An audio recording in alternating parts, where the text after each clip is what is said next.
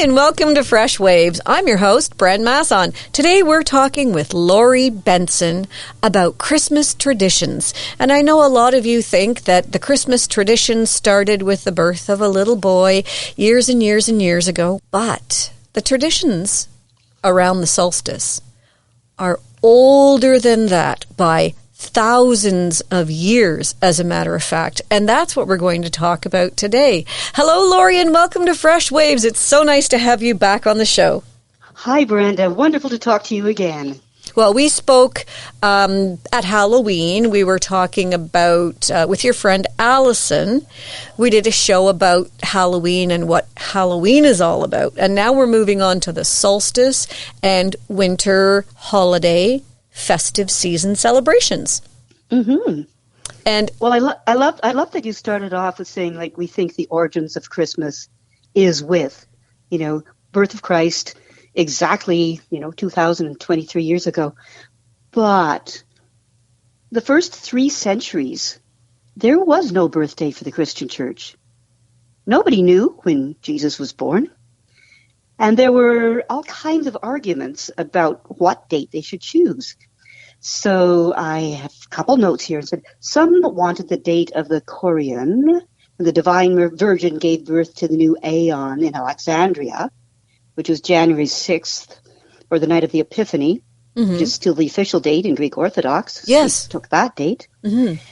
The Romans wanted the Mithraic winter solstice celebration, or the birthday of the unconquered sun, so when the sun comes back after its fading sad time.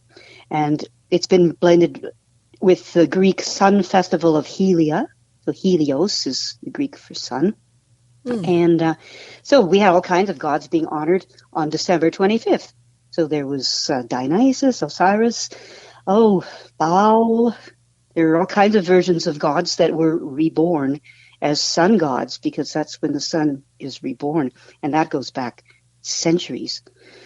So they decided they're going to go with the 25th because people were used to calling it God's birthday. Isn't that interesting? Yeah. Wow. Because I guess they really didn't know. There's a lot of scientific debate over the fact that Jesus was given lambs as gifts, and they wouldn't have been born until March. Yes, exactly. Exactly. And even when they've looked back with the Eastern Star, and they've tried to put a date on that, because there was a supernova at that time that they've been able to trace back. I don't know how, but it's all coming out in the spring, and that's when they were going in for census, for taxes too, and you wouldn't be doing that in the winter either. So so it's just interesting that we have this date, and it's everyone's date. Yes, it is. So I think it's wonderful that people say Happy Holidays, and I say Merry Christmas. I mean, really it is for many, many people, but it's also so many other holidays all rolled into one.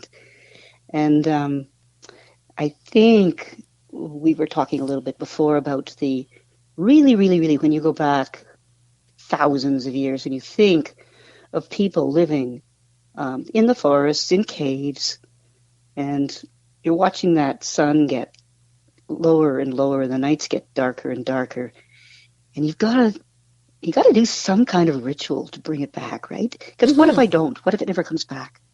Can you imagine how frightening it would be to think that the sun might never come back? I know. Ooh. It gets darker and darker and darker. Mm-hmm.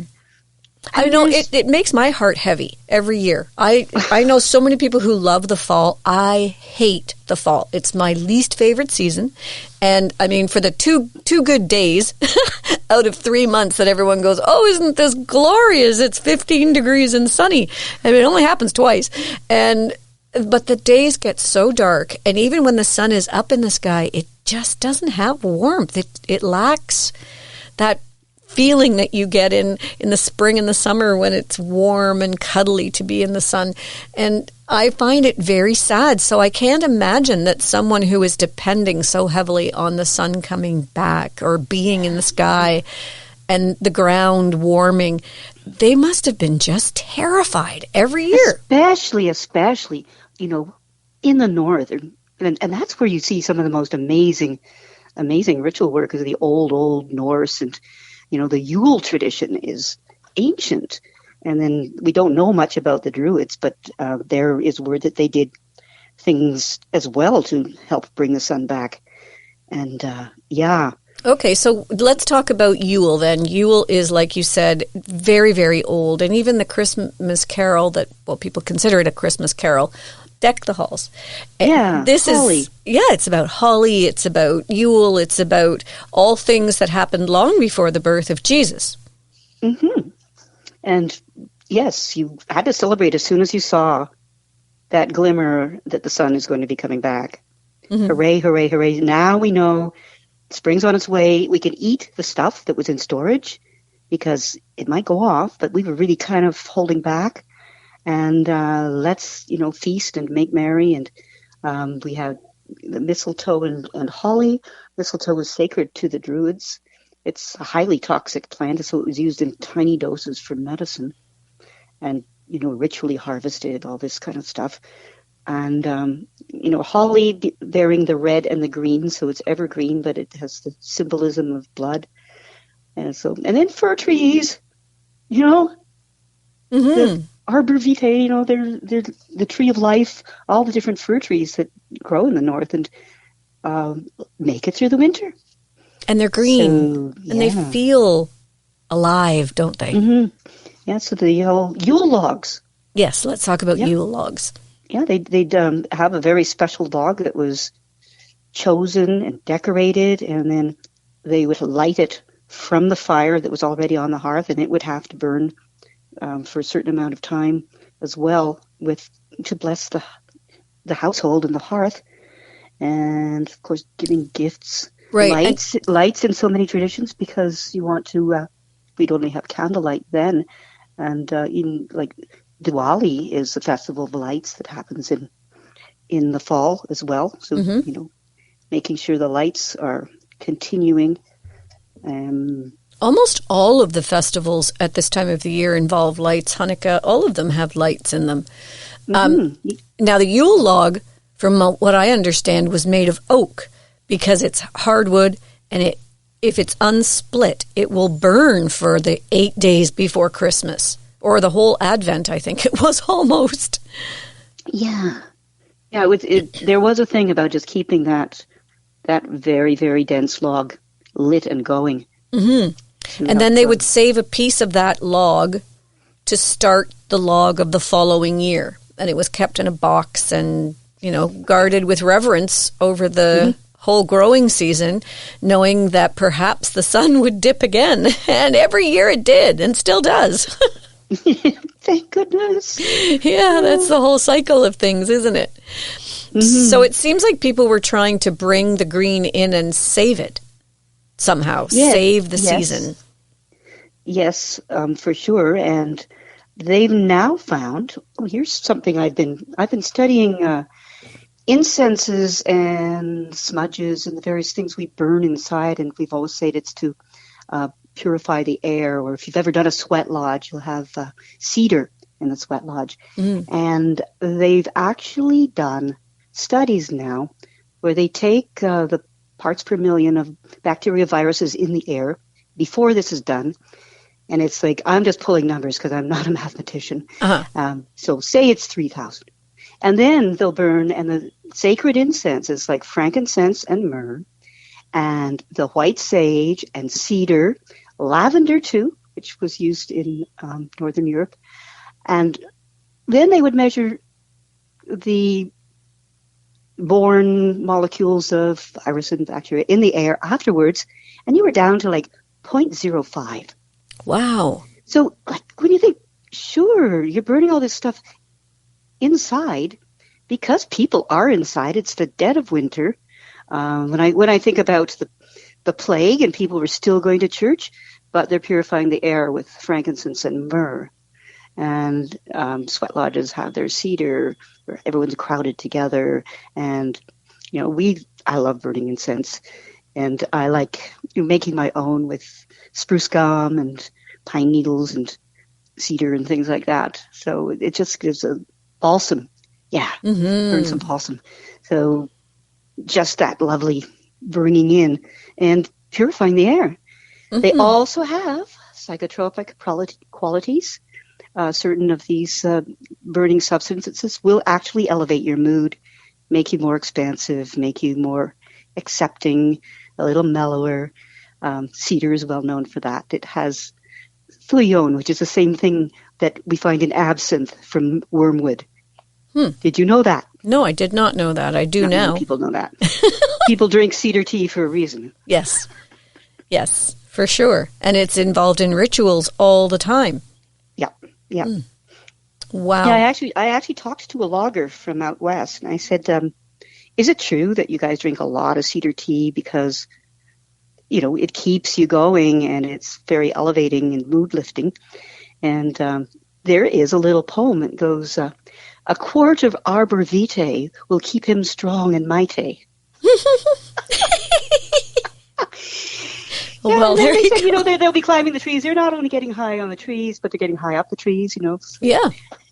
Well, I know that now you can actually buy essential oils, and of course, be careful which ones you buy because some of them are pretty toxic, but they do have essential oil sprays that you can buy to spray on your artificial tree to make it smell like a real tree so that you get some of that, exactly what you were saying, revitalizing, warm, cozy feeling that you get from the actual phytoncides, they call it, of the real tree in your house with a fake tree. Yeah, that's really neat. It's like those little cutout Christmas trees you hang in your car. Oh, yes. Probably a lot less toxic. So I've heard that there's some, instead of reindeer, there's kind of some Christmas goats up there in the old good north of the Europeans, like the Norse. They had goats or something? Yeah, they got your goat bringing presents. Really? Well, you can see in the Christmas shops little straw goats, and you can buy ornaments or hang them on your tree. And so there's the Yule goat, not Christmas goat, it's Yule goat, and I don't know if he delivered the presents or if you gave presents to the goat. But goats are great animals. But wasn't he Odin's goats or something like that? Oh, yeah. And Odin had these goats, and he was the one who delivered the presents, and the goats were just kind of like reindeer, only not. What, didn't one of them have, didn't they have 8 legs? Wow. Oh, really? I really need an expert here. Yeah, we need to brush up on our mythology because we really do. I don't want to say the wrong thing. Well, some of those Odin things, they're so old and so ancient. And so complicated. They are, but maybe they're not. I mean, if everything is revolving around the solstice, and it's all about bringing in the light into our homes, the greenery into our homes, and that feeling of just peace, of knowing that there will be another season and another harvest. Right. Then, yeah. I mean, it is an international holiday then, isn't it? Yes. Yes. And I love that I don't offend anybody by calling it solstice, because solstice is a scientific term. It's when the sun stands still, and then, so solstice, sun standing, and then starts to get longer in the days. So that doesn't offend anybody. No. Because it's the reality of what's happening in the world. And, of course, on the southern hemisphere, you've got the summer solstice happening at the same time. That's true. So, yeah. But I guess I was thinking about that this morning, and I thought, even in the southern hemisphere, the Christmas traditions would have been brought over by the people who were settling there, the early settlers. Mm-hmm. But that doesn't mean that the people living there already did not have some celebrations for the summer solstice going on before they even got there. Well, I see a fair few celebrations for summer solstice here, too. Mm-hmm. Yeah, it's kind of our May 2-4 weekend. Yes, that's true. In preparation for the summer solstice, which would be around June the 21st. But you certainly see the end of the school year, and people are cottaging, and we're really celebrating that too. It's I They called it the Wheel of the Year, which is marked by solstices, equinoxes, and then the cross-quarter days, which are in between. So our last one would have been Halloween. And then the next one will be Imbolc, and then there will be the spring equinox, and then Beltane. And so it goes. Now, what's Beltane again?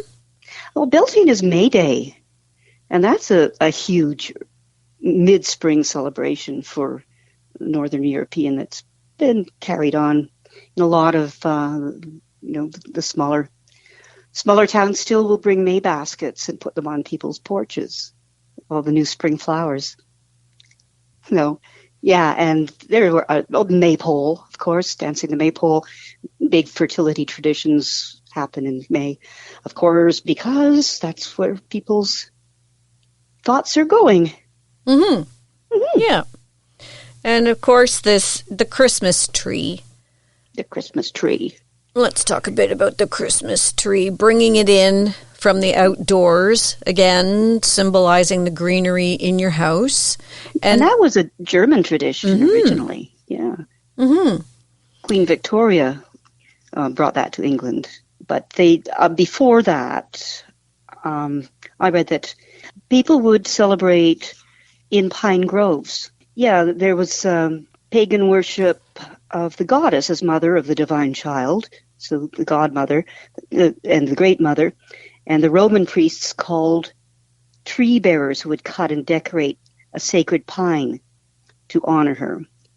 So they had pine groves where the great mother was worshipped. This is what I get from some of my research. Mm-hmm. I've never seen that happen. It probably has been discontinued long ago. But pine trees definitely do grow in the Mediterranean. They have their own pine trees, and they have also their cedars as well. Yeah. Yeah, so they're all over the world. I just found this interesting little thing that says, in Nordic folklore, they have a kind of Christmas elf, and he's called the Nisse, the Nisse. And it's a mythological creature associated with the winter solstice and Christmas season, best described as looking like your typical garden gnome, short and equipped with a red pointy hat. Now, isn't that something? Yeah. And that predates Father Christmas for sure. That's way older than Father Christmas. Oh, yeah, gnomes are very interesting little creatures. Yeah. I have a lot of gnomes in my garden. I really like them. I do too. I think they bring good luck and they always make you smile. I mean, I've never seen a gnome that makes you frown, so it can't be anything but a good thing. Yeah. Yeah, and they do say that Santa, the whole premise of Santa, was heavily influenced by Odin. They say that, and I also have another story. Okay. Can I talk about the mushroom shamans? Yes, for sure. Please do. Okay. So I heard this story when I was on a walk with the Mycological Society of Toronto. Mm-hmm. And someone started talking about the fly agaric mushrooms, which are the ones you see, the Alice in Wonderland mushrooms, the Christmas mushroom, we call them often. You get them, Scandinavia has lots of those ornaments of little red with white dots mushrooms. And they said, well, the fly agaric, of course, is a very highly toxic but hallucinogenic mushroom. And it's very common up in Siberia and Lapland.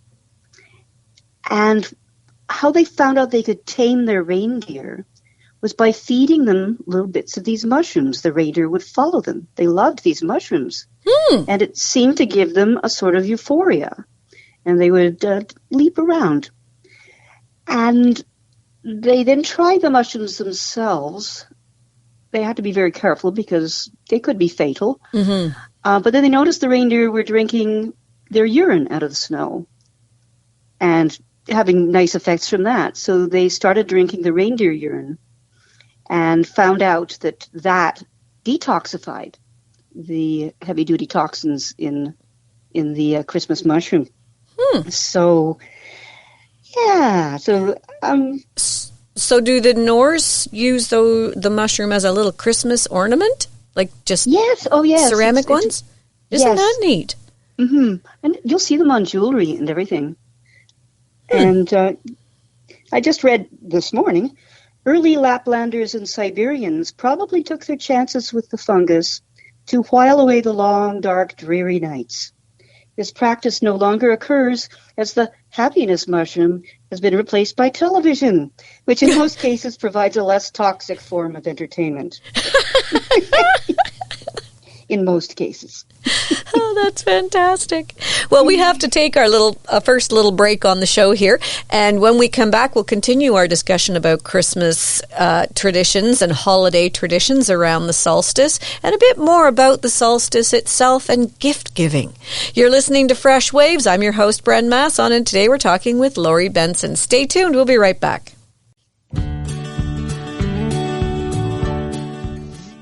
Hi, we're back on Fresh Waves. I'm your host, Bren Masson. Today we're talking with Laurie Benson. If you'd like to hear this show again or other Fresh Waves podcasts and broadcasts, you can go to our YouTube channel, Fresh Waves Radio, and you will find all of the Fresh Waves shows there.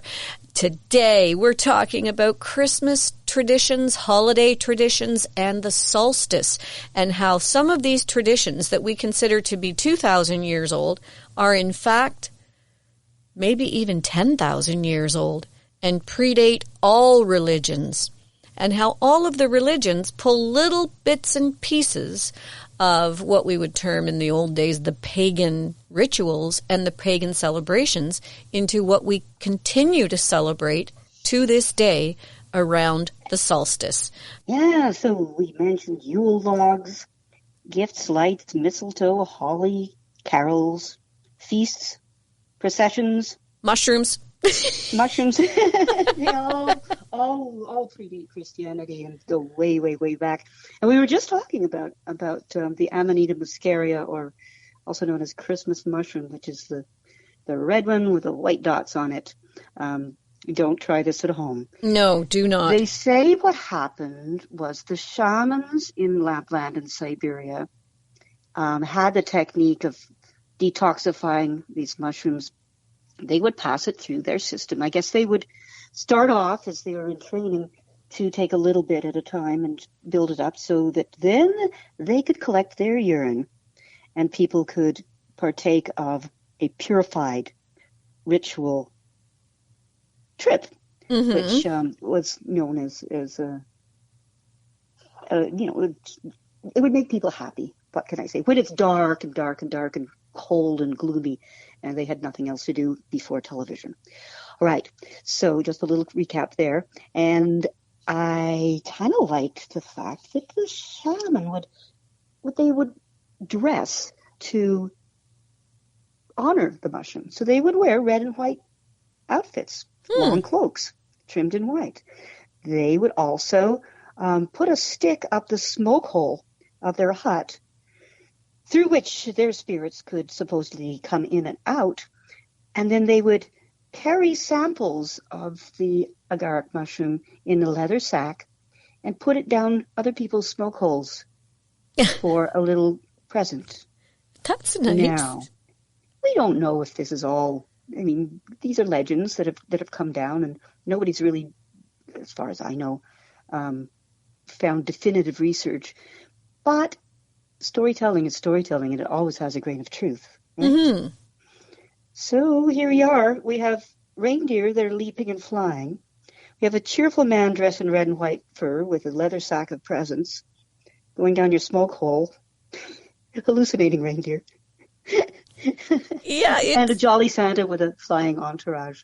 So I really don't think that Santa is as recent as the Coca-Cola ads. No, absolutely not. And they do have little carved wooden figures of shaman dressed in their red outfits with their long cloaks. And they've been known more recently as Father Christmas. Sometimes they're called Saint Nicholas. You know, the names change, but the archetypal figure is still there.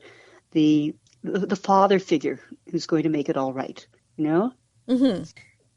There is another thing about mummers. Isn't there at Christmas time, or is the mummers at a different time of the year? I thought it was around the Christmas time and Boxing Day, maybe. it's Boxing Day. You have the Wren Boys in Ireland. Ah, yes. Yeah. And that's based on, the excuse to go out wrenning with the Wren Boys is to bury the wren. Because the wren was a little cheater bird, and when they were having the contest to see which bird could fly the highest, he hid on the eagle's back. And when the eagle reached the top most, and he was the highest of the birds, the wren jumped out and flew a little higher. Uh-oh. Saucy little thing. So somehow, and this is a little macabre, but some things are around traditions, they need to bury the wren. The wren has been sacrificed. The wren has been killed. It got caught in a bush. I think it was its punishment for cheating. So they have this little wren on a stick that's not real, or in a bag on a stick, and carried around from door to door in the community, and they will sing a song about the wren, the king of all birds. On Stephen's Day was caught in the furs. Though he is little, his power is great, so come on, landlady, and give us a treat. And then you get a treat. So, and you're dressed up in mummer costumes of, usually it would be cork, black on the face, and whatever straw wigs you could put together, and motley patchwork clothing and things like that. And just have a jolly good time going around singing, and then people would be invited in, and there would be obviously a fiddler, and there would be other people playing instruments and dancing and telling stories and things like that, and would go and have celebrate. And it would be Boxing Day, yes. Isn't that something? Also known as St. Stephen's Day. Right. So we're getting all these ancient traditions mixed with new names again. Right. Right. Yeah. But the celebrations continue just the same. I've heard people say now that we have such a diverse population in Ontario, in Canada in general, that, people who in their own home countries might not have had a Christmas tree are having the tree. And when you look back and think that it has more than just a religious meaning, that it just was a symbol of rebirth, of bringing the greenery into the house. I mean, they used to decorate it even with, in the very old days, they would put the live candles on, which was just crazy in my view. And I'm sure that the Stouffville firefighters would tell you, don't do that. Yeah, it's a frightening thing. It's better to have the electrical lights. But they used to put food, clothing, little statues, and they put tributes to all the different gods that they had before everybody decided there was only one. And, they would take the gifts off the tree for the 12 days of Christmas. And they also thought during the winter during the year, that the trees had spirits in them. And that when you had the winter time, you wanted to do things that would coax these spirits that seemed to disappear in the winter, coax them into your house so that they could rest out the winter in your house and bring you good luck and good fortune and a good harvest for the following year. Mm-hmm. And you would do that by having little offerings in your house, like little treats. And we always have tons of treats at Christmas, don't we? Yes. Shortbread cookies and all these different goodies. I mean, even the Yule log, for a lot of people, they don't even realize the tradition of the Yule log is actually being a real piece of oak burning in a fireplace. They think that it's chocolate with white icing rolled into a roll and decorated on top and available for you at one of the big grocery stores. Nope. But it's a good substitute sometimes. It certainly is. Not everyone has a fireplace. And they were, there's two meats that are predominant at Christmas anyway. I mean, there's other celebrations, as we said, at this time of the year, and we're not excluding them. We're just talking specifically right now about Christmas. And it's the turkey and the ham. And apparently, when there was animal sacrifice, back way before Christianity, the animals most likely killed would be a pig in sacrifice, or a chicken, or, a wild chicken, or a goose. And then they would eat that animal sacrifice here, gods, we killed this for you, but now we're going to have a piece of it so that we all are closer to God and closer to the realm of the divine so that we can last out this winter. Yes, for sure. And also, do you know the tradition of the ancestor plate? No. Very often when you hold a feast, like family gathering, you'll have a plate on the table or on the buffet that you put a full meal on for the ancestors. And then that is put out outside for the ancestors. The animals probably eat it, but it's just a lovely tradition to be sharing with your ancestors at one of these celebrations. Huh. So feasting. Yes. For sure. And I also heard a story, I think Allison told us about it, where in the old days, when they realized that the sun was coming back, then the people who were hoarding all of their food substances would come together in the town, and it was almost like stone soup. Everybody would contribute something, and they'd have a big feast. I love the story of stone soup. Yeah, and it was that same premise that everybody would contribute and therefore create this big feast where you invited all your family and your friends because now you felt like you could share because you did know that eventually things would warm up, that spring would come, and there would be another growing season. That's pretty cool. Mm-hmm. I found an interesting thing, too, in the Norse tradition about the Christmas wreath. Yes. You know that the wreath is in a circle. Yes. So they would make wreaths back in those days that would symbolize the circle of the sun, right? So that this circle of life was about to be renewed again because the sun was coming back. So it went down around the circle and came back. And then they would light it on fire and roll it down a hill at solstice. Oh, yeah. Can you imagine watching in a town as all these wreaths on fire went rolling down hills? It would be spectacular. I hope it didn't catch the hillsides on fire. Yeah. Imagine? Oh my. Isn't Beltane like that with all the huge fires that burn? Well, they're huge bonfires, yes. Yes, and massive ones. You'd have two bonfires and you'd drive your cattle between them so that they're purified by the smoke from being in the barn all winter.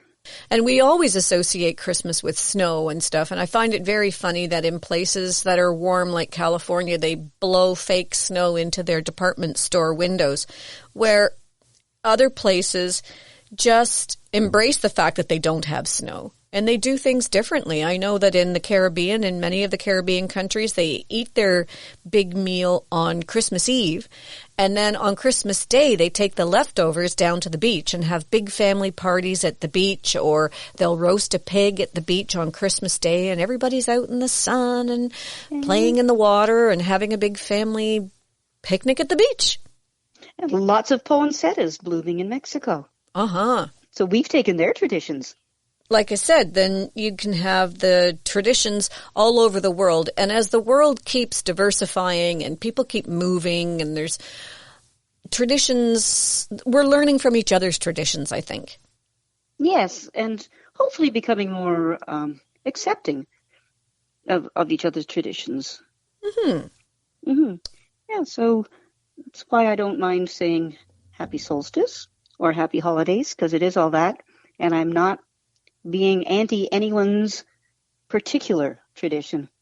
So that's, yeah. But I wanted to say about all of this celebration and this craziness that went on is actually Christmas was kind of put down and banned by the Christian church. So you think now it's become such a tradition, but the celebrations remain so obviously pagan that the churchmen, I have a quote here, they renounced their carnal pomp and jollity. And one of them said, dancing, masks, mummers, stage plays, and other disorders were derived from Roman Saturnalian and Bacchanalian festivals, which should cause all pious Christians sternly to abominate them. So I don't want to invite him to my Yule festival. And then the Puritans in 17th century Massachusetts, they tried to ban Christmas totally. But That's they weird. couldn't. They couldn't ban Christmas.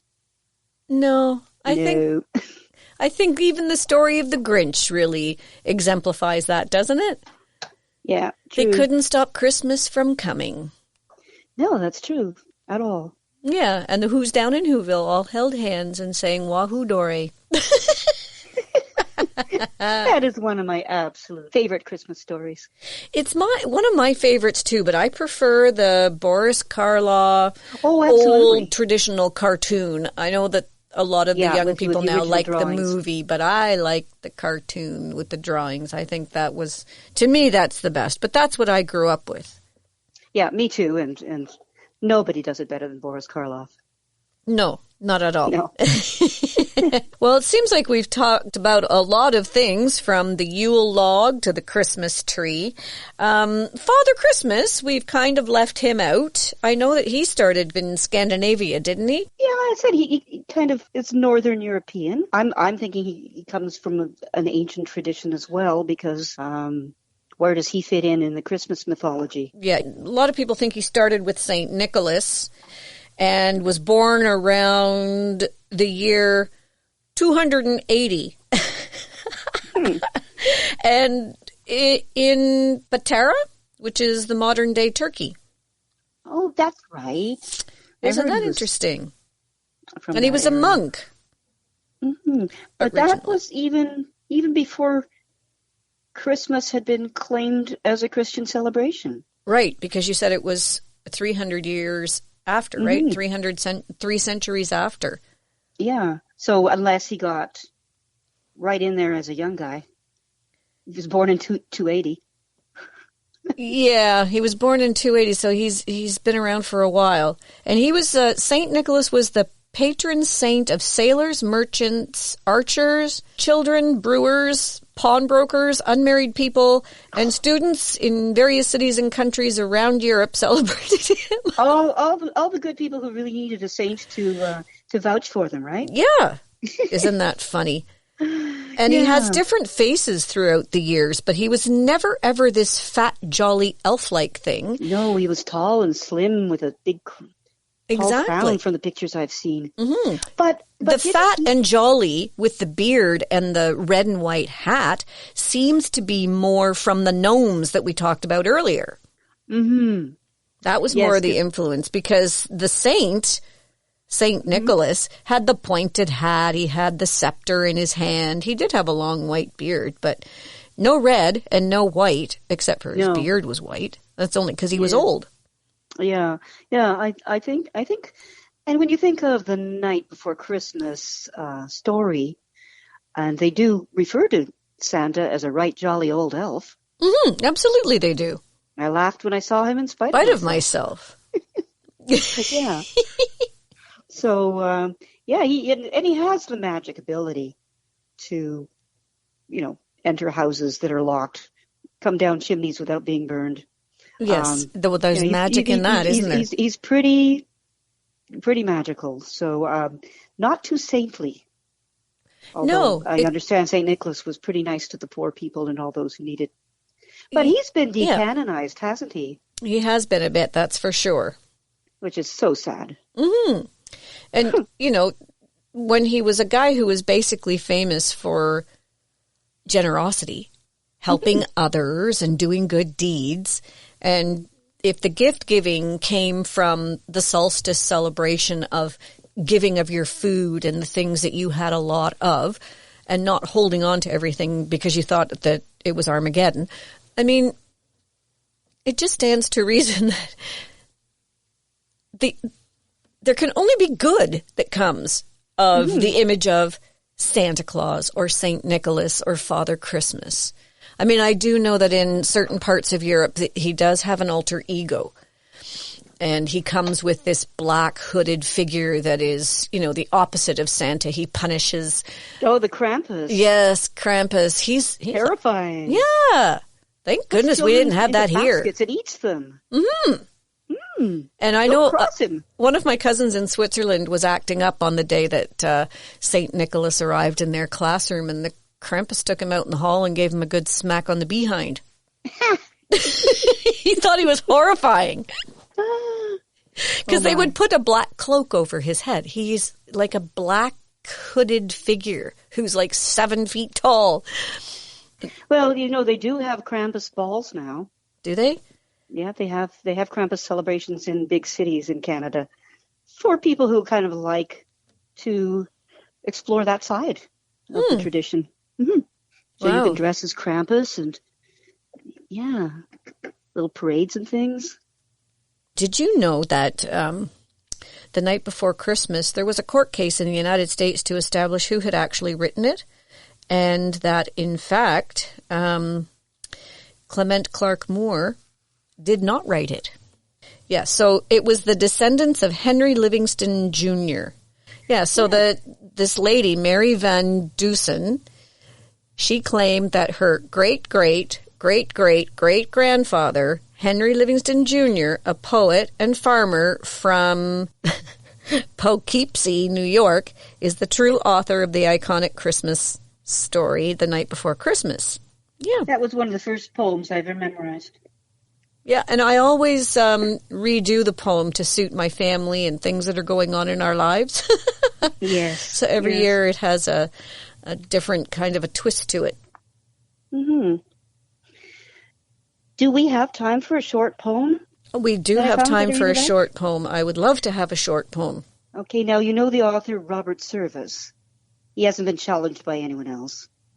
But he was a bit of a tree hugger, and I've read a few of his lesser-known poems that shows that, and he has a poem called My Piney Wood.